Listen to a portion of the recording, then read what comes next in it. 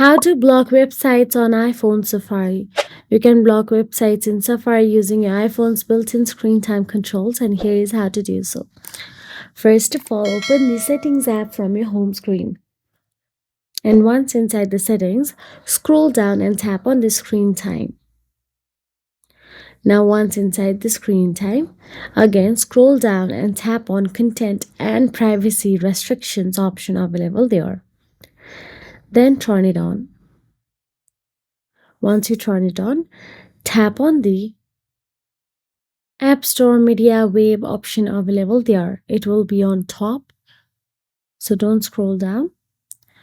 Once you tap on it, you will get to see web content option available in there. Tap on it. Now there you can see you can limit some websites.